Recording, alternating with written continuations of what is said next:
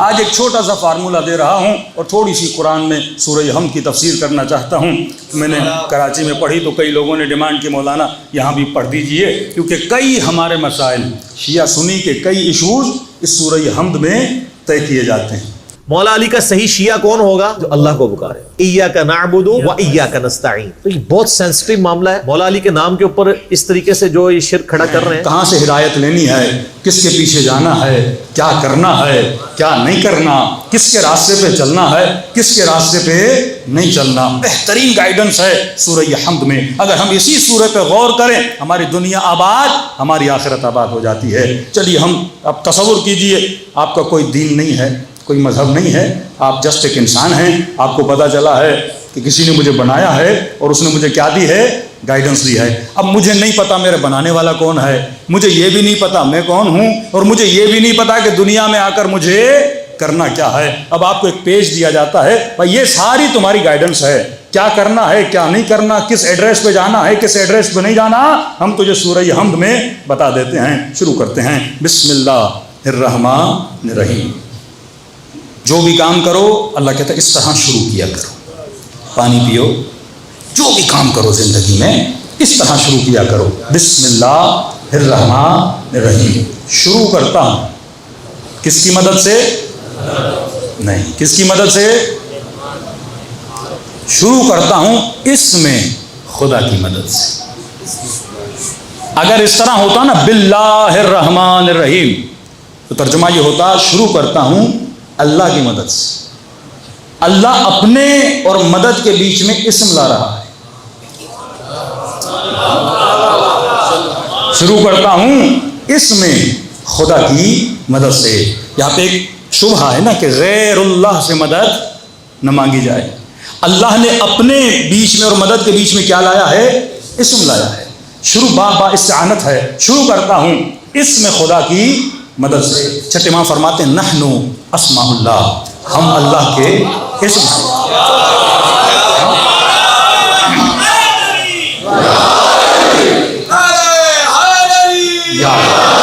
اب میں زیادہ حدیث میں اس لیے نہیں جا رہا کیونکہ مولوی بولے گا حدیثیں جھوٹی ہیں بنی بنائی ہیں، زیادہ میں اس میں نہیں جا رہا. قرآن میں رہیں گے، قرآن سے باہر نہیں نکلیں گے. شروع کرتا ہوں اس میں خدا کی مدد سے. اتنا بس ثابت ہو گیا کہ اس میں خدا سے مدد مانگی جا سکتی ہے. اب یہ بات کی بحث ہے اس میں خدا کون ہے کون نہیں ہے، اس بحث میں ہم نہیں پڑھتے، لیکن یہ ثابت ہو گیا کہ اس میں خدا سے مدد مانگی جا سکتی ہے. اچھا شروع کرتا ہوں اس میں خدا کی مدد سے.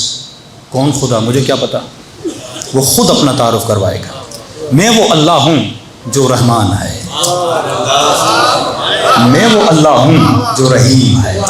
مطلب میری رحمت کے سائے دو طرح کے ہیں. ایک میری رحمت عام ہے پرن کے لیے، چرن کے لیے، انس و جن کے لیے، چاہے مجھے مانے چاہے مجھے نہ مانے میں اپنی رحمت کا دروازہ بند نہیں کروں گا. کیونکہ میں نے جسم دیا ہے، کھانے کا بندوبست کرنا میری ذمہ داری ہے. تو گندم کا ایک دانہ ڈالے گا، اس ایک دانوں کو 100 دانوں میں بدلنا میرا کام ہے. اس نمکین پانی کو سمندر کے بادلوں کی صورت میں میٹھا بنا کر بھیجنا یہ میرا کام ہے. ہواؤں کا آنا یہ میرا کام ہے. اس نظام ہستی میں آکسیجن کو پیدا کرنا یہ میرا کام ہے. تو میں نے اگر جسم دیا تو جسم کی ضرورتیں کو پورا کرنا کس کی ذمہ داری ہے؟ میری ہے. کیونکہ میں تیرا اللہ ہوں اور کیونکہ میں رحمان ہوں اور پھر میں رحیم بھی ہوں. میری ایک رحمت عام ہے، جنرل رحمت ہے، ایک میری رحمت خاص ہے. یہ رحمت میں کن پہ نازل کرتا ہوں؟ جو میرے نبی ہیں، جو میرے ولی ہیں اور جو ان ولیوں کے ماننے والے ہیں، جو علی اور آل علی کے ماننے والے ہیں. یہ میری تشریح ہے، لیکن ایک رحمت خاص ہے. اب خاص رحمت کس پہ آتی ہے؟ جو اللہ کے نیک بندے ہیں. XYZ جو بھی اللہ کے نیک بندے ہوں ان کے لیے رحمت خاص ہے، کچھ کے لیے رحمت عام ہے. اب کہو الحمدللہ رب العالمین، کیونکہ ساری رحمتیں کون دے رہا ہے؟ میں دے رہا ہوں. هل جزاء الاحسان الا الاحسان. اگر میں تجھے نعمتیں دے رہا ہوں تو صاحب نعمت کا شکر تو ادا کر. جس نے تجھے نعمت دی ہے اسے تھینک یو تو بول. جس نے تجھے اتنی نعمتیں دی اس کا شکر تو ادا کر. تو بول الحمدللہ رب العالمین. تمام حمد کس کے لیے ہیں؟ جو عالمین کا رب ہے. اب عالمین کا رب کون ہے؟ وہ میں ہوں رب کا مطلب مدبر الامور، اس پورے عالم کو مینج کون کرتا ہے؟ میں کرتا ہوں۔ تدبیر کون کرتا ہے؟ میں کرتا ہوں۔ پورے عالم کو دیکھتا کون ہے؟ میں خدا دیکھتا ہوں۔ کیوں دیکھتا ہوں؟ رب العالمین ہوں، مطلب یہ دنیا جتنے بھی عوالم ہیں سب کا رب کون ہے؟ میں ہوں۔ اور رب کیوں ہوں؟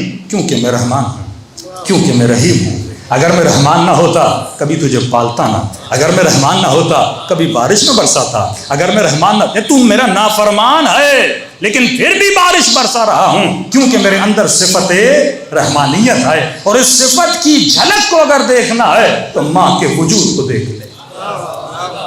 صفت رحمان کی جھلک دیکھنی ہے، اولاد کتنی بھی نافرمان ہو پر ماں کبھی بد دعا نہیں دیتی، اور دے بھی دے تو دل سے نہیں دیتی۔ ہاں، یہ 9 مہینہ بیٹا بچہ ماں کو تکلیف دیتا ہے لیکن ماں اسے پالتی رہتی ہے۔ پیدا ہوتا ہے تو تکلیف دیتا ہے، پیدا ہونے کے بعد یہ ماں کو کچھ دیتا نہیں ہے، پھر اس کے سینے سے دودھ پیتا ہے۔ یہ صرف لے رہا ہے، یہ صرف لے رہا ہے، اور وہ صرف دے رہی ہے، دیتی جاتی ہے۔ کیوں دیتی جاتی ہے؟ میرے مولا فرماتے ہیں اگر ماں کے دل میں صفت رحمت نہ ہوتی یہ کبھی بچے کو نہ پالتی۔ رحمت کی صفت ہے، ماں کبھی مظہر خدا بن جاتی ہے۔ اس صفت رحمت میں کتنے گناہ کرتے ہیں بندے، لیکن کہتا ہے میرے گنہگار بندے میرے در پہ آ جا، ایک بار بس مجھے کہہ دے اے خدا مجھے بخش دے، میں تیرے سارے گناہوں کو بخش دیتا ہوں۔ ماں کے اندر رحمت ہے لیکن میری رحمت کا چھوٹا سا حصہ ہے، لیکن اللہ کی رحمت ہزاروں ماؤں کی رحمتوں سے بھی زیادہ ہے۔ رحمت کی وجہ سے میں رب ہوں، رحمت کی وجہ سے میں نعمتیں نازل کرتا ہوں۔ اچھا اے خدا تو اتنا کریم ہے، تو رحمان ہے، تو رحیم ہے۔ کتنی صفات پتہ چل گئیں، وہ رحمان بھی ہے، وہ رحیم بھی ہے، وہ رب بھی ہے عالمین کا۔ 3 صفات اللہ کی پتہ چلی، الحمدللہ رب العالمین الرحمن الرحیم۔ اب پھر بتاتا ہے مالک یوم الدین، یوم الدین کا مالک بھی کون ہے؟ میں خدا۔ اب اس نے اپنا تعارف کروا دیا کہ میں کون ہوں، یہاں یا وہاں مالک میں ہوں، میں رب ہوں، میں رحمان ہوں، میں رحیم ہوں۔ اب ظاہر اس نے ہمیں بنایا ہے نا، تو میں کہوں گا خدایا میری ڈیوٹی کیا ہے؟ تو اتنا کریم ہے، تو اتنا رحمان و رحیم ہے، میں اس بدلے میں کیا کروں؟ اب اللہ ہماری ڈیوٹیز بتاتا ہے، کہا بولو، اب ہم سے مخاطب ہے، بولو ایاک نعبد و ایاک نستعین۔ یہ 2 ڈیوٹیز تیری ہیں، ان 2 ڈیوٹیز پہ تو نے زندگی بسر کرنی ہے۔ ایاک نعبد و ایاک نستعین، ترجمہ کیا ہے؟ اے خدا تیری ہی عبادت کرتا ہوں، تجھ ہی سے مدد مانگتا ہوں۔ یہاں پہ حسر ہے، یہ بھی بول سکتے تھے نعبد ایاک نستعین ایاک، لیکن اس طرح نہیں بولا۔ اس کا ترجمہ یہ ہوتا تیری عبادت کرتا ہوں، تجھ سے مدد مانگتا ہوں، لیکن اللہ نے اس کو محصور کیا، تیری ہی عبادت کرتا ہوں، تجھ ہی سے مدد مانگتا ہوں، مطلب تیرے علاوہ کسی کی عبادت نہیں کر سکتا، مطلب تیرے علاوہ کسی اور سے مدد نہیں مانگ سکتا۔ اب یہاں پہ وہابی حضرات بڑے خوش ہوتے ہیں کہ دیکھا اللہ نے کہا تجھ ہی سے مدد مانگتا ہوں، اب یہ عالی مدد کیوں بولتے ہو؟ تو ہماری غلطی ہے، مولوی پھر آئیں شائیں چلے جاتے ہیں، پھر یہاں پہ وہ بریکٹ ہم مارنا شروع کر دیتے ہیں، اس سے مراد یہ ہے، اس سے مراد یہ ہے۔ یہ چیز بڑی غلط ہے۔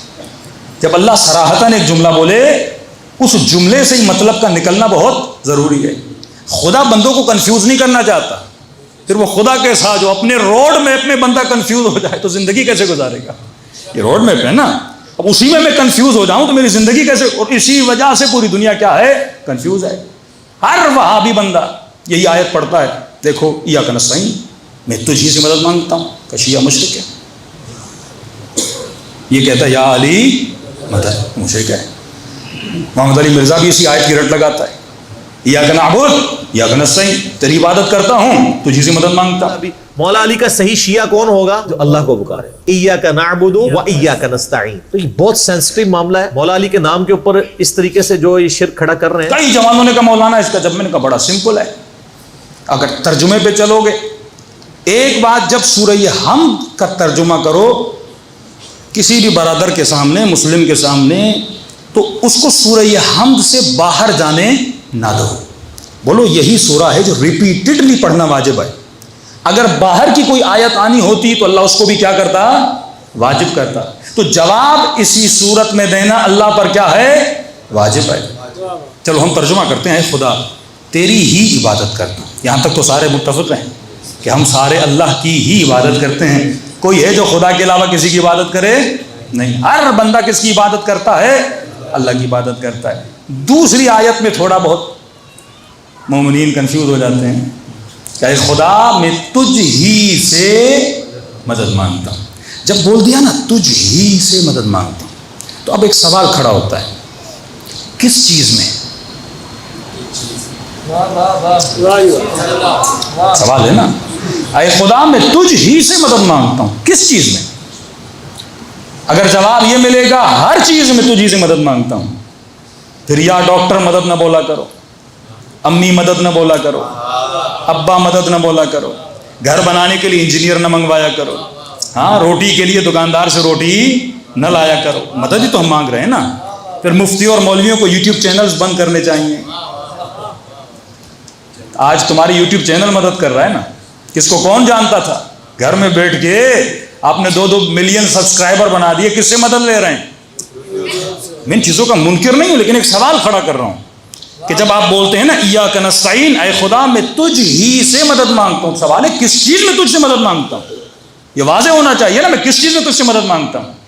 اگر یہ بولیں گے ہر شے میں تجھ ہی سے مدد مانگتا ہوں, مطلب روزگار کے لیے باہر نہیں جانا, گھر بیٹھ کے بولوں یا اللہ مدد کھانا پہنچا دے, بندہ بیمار ہو جائے یا اللہ مدد مجھے ٹھیک کر دے, کیونکہ تو نہیں کہا میں تجھ ہی سے مدد مانگتا ہوں. اب نہ ڈاکٹر کے پاس جاؤں گا, نہ گاڑی کی مدد لوں گا, نہ موبائل کی مدد لوں گا, نہ کسی بندے کی مدد لوں گا, نہ ماں باپ کی مدد لوں گا. اور کیسے ممکن ہے اگر آپ نے یہ بول دیا بچہ جب پیدا ہوتا ہے ماں مدد نہ کرے تو بچہ مر جائے, ڈاکٹر مدد نہ کرے تو ماں مر جائے. ہم کریں تو کیسے کریں؟ اگر گھر بنانا میں اکیلا کیسے بناؤں گا؟ مزدوروں کو بلانا پڑے گا. ہم ان عالم اسباب میں اسباب کے محتاج ہیں کیونکہ خدا نے ہمیں اسباب کا محتاج بنایا. تو اس ترجمے کو کیسے آپ ڈیفائن کرو گے؟ اگر یہ بولو گے ہر شے میں تجھ سے مدد مانگتا ہوں تو یہ امپاسبل ہے. ہمارے شے میں خدا سے مدد طلب نہیں کر سکتے. کئی اسباب میں آپ کو خود آگے بڑھنا پڑتا ہے. اللہ کی آواز آئی ہے میرے بندے, میں نے جواب اسی میں دیا ہے. ذرا پہلے جملے پہ تو غور کرو. اب مسئلہ مفتی کا یہ ہے کہ اسے ڈاکٹر پہ ایشو نہیں آتا, انجینئر پہ ایشو نہیں آتا, حکیم پہ ایشو نہیں آتا. مسئلہ اس کا علی کے ساتھ ہے.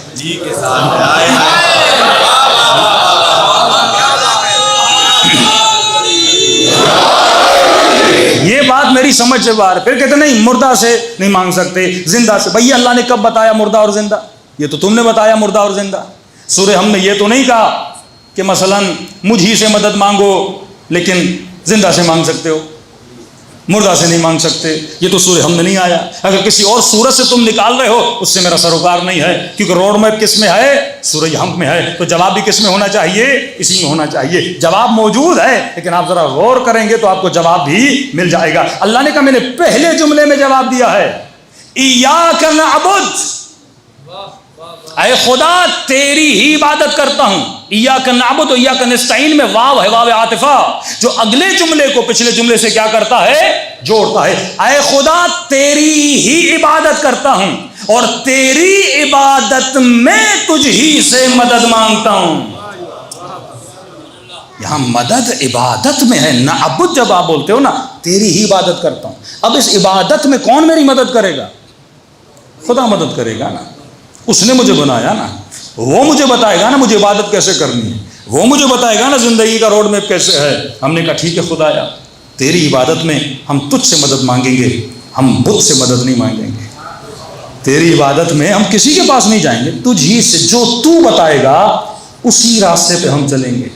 جو طریقہ تو بتائے گا وہی طریقہ ہم اختیار کریں گے. جس کے لیے تو بولے گا اسی کے در پہ ہم جائیں گے.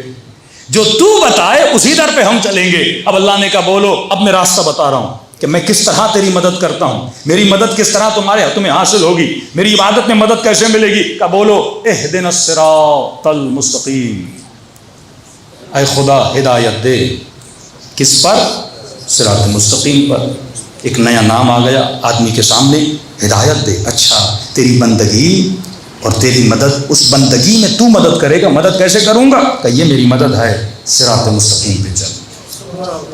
میرا راستہ سیدھا ہے، میرا راستہ ٹیڑھا نہیں ہے، میرا راستہ بالکل سیدھا ہے، اس میں اعوجاج نہیں ہے، اس میں ٹیڑھا پن نہیں ہے. ٹھیک ہے خدا ہدایت دے سیدھے راستے. کس سے بول رہے ہیں؟ ہم نے یہ نہیں کہا اہدنا اللہ کی طرف ہے. مدد کس سے مانگ رہے ہیں؟ اللہ سے مانگ رہے ہیں نا. غیر اللہ کو نہیں بول رہے اہدنا، اللہ کو بول رہے ہیں اہدنا، ہمیں ہدایت دے. کس پر؟ صراط مستقیم پر. کیا ہے یہ صراط مستقیم؟ اللہ کی آواز ہے، گھبراؤ نہیں.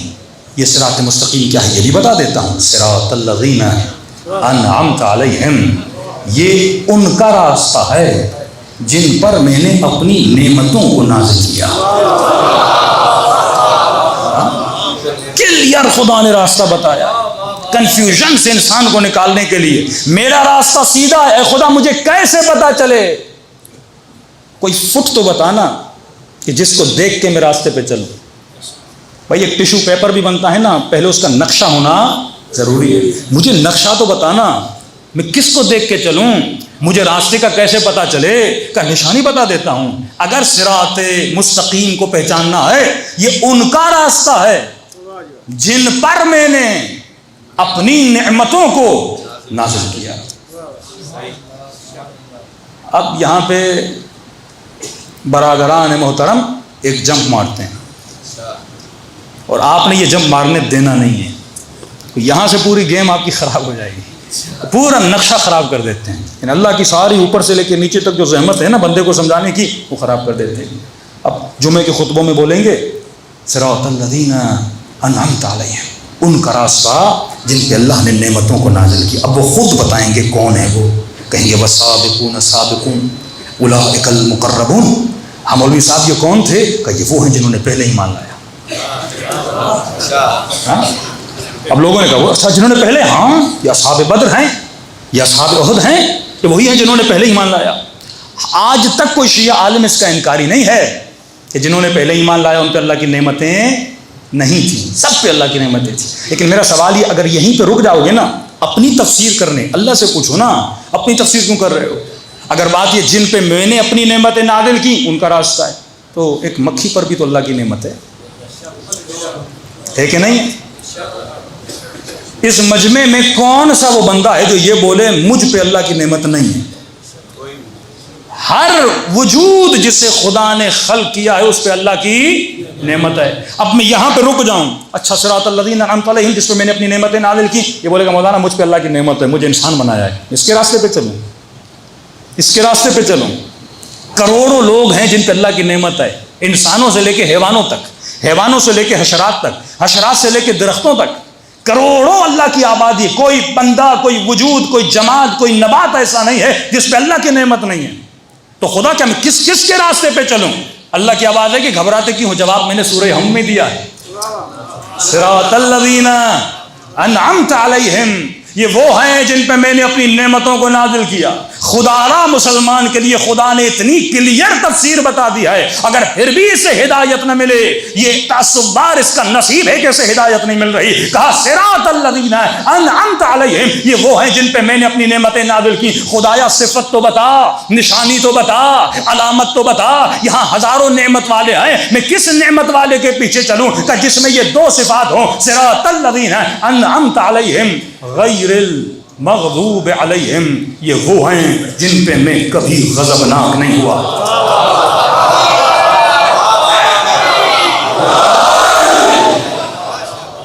نام وہ نہیں بتائے گا، صفت وہ بتائے گا، ڈھونڈنا تیرا کام ہے. یہ وہ ہیں جن پہ میں کبھی غضبناک نہیں ہوا. اب میرا سوال ہے، جو کبھی زندگی میں شراب پیتا رہا، جو کبھی بت پرستی کرتا رہا، جو کبھی نبی کو چھوڑ کے میدان سے جاتا رہا،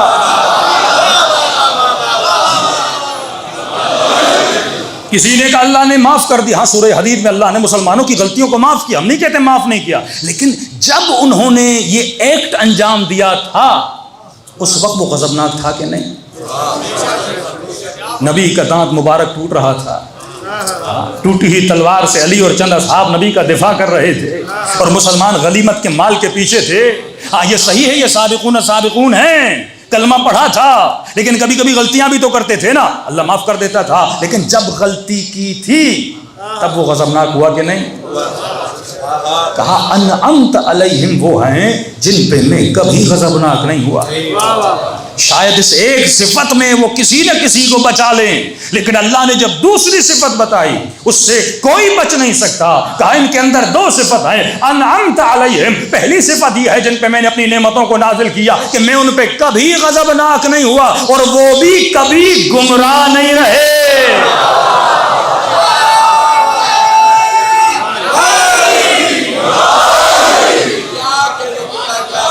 کوئی لا کر دکھاؤ ایسا.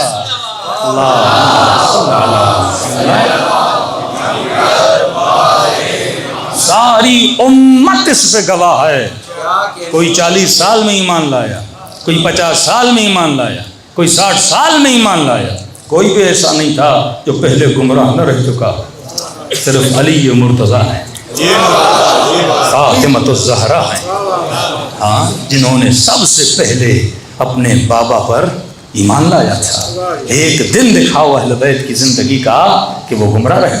کیونکہ گمراہ نہیں رہے تبھی نبی کی قول ہے اور حدیث ہے، علی مع الحق والحق مع علی، علی حق کے ساتھ ہے اور حق علی کے ساتھ ہے. کہ یہ حدیث بھی نہیں مانو گے جو ہر کتاب میں موجود ہے کہ فاطمہ بضعۃ منی، یہ میرے جگر کا ٹکڑا ہے. من ابغضها، جس نے اس کو غضبناک کیا اس نے مجھے غضبناک کیا. مطلب اللہ نشانی اور کیا بتائے کہ جن کے غضب سے خدا غضبناک ہوتا ہے. میں نے کسی سے پوچھا، میں نے کہا جب انسان غصے میں آتا ہے تو اس کی نشانی کیا ہے؟ چہرہ سرخ ہو جائے. ہاں بندے کا پتہ چلتا ہے بندہ غصے میں. میں نے کہا اللہ تو چہرہ رکھتا نہیں، کیسے پتہ چلے وہ کب غصے میں آتا ہے، وہ کب غضبناک ہوتا ہے؟ تو فرمایا میں فاطمہ کے غضبناک ہونے سے غضبناک ہوتا ہوں. ان کے چہروں کو دیکھا کرو، اگر یہ کسی پہ غضبناک ہے تو خدا بھی اس پہ غضبناک ہے.